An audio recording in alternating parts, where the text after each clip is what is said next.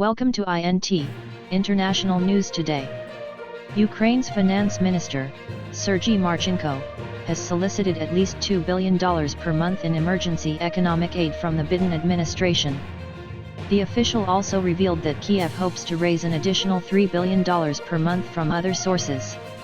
Speaking to the Washington Post, Marchenko said that Ukraine needs to cover this gap right now to attract the necessary finance and win this war.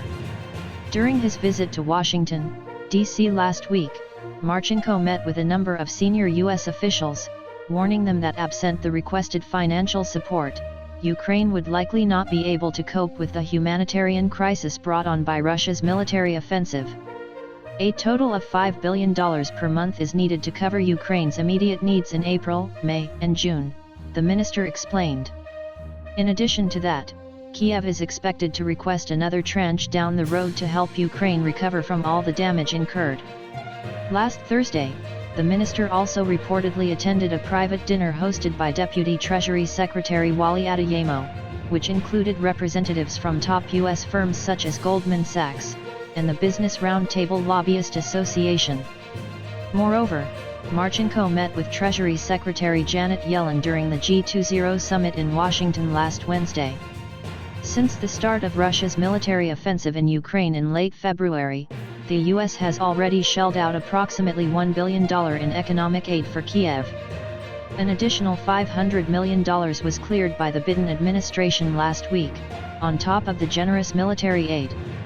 Yellen told reporters last Thursday that America has to find ways to meet Ukraine's needs. She added that this will involve going back to Congress with a supplemental request.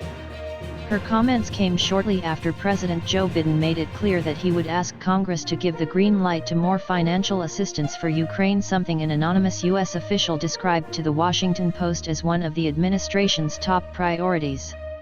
Several members of Congress and senior Ukrainian officials alike have repeatedly suggested handing frozen assets belonging to Russia's central bank over to Ukraine. However, the Biden administration has stopped short of making any promises so far. Yellen described this potential handover as something she wouldn't want to do so lightly, telling reporters that it's something that I think our coalition and partners would need to feel comfortable with and be supportive of.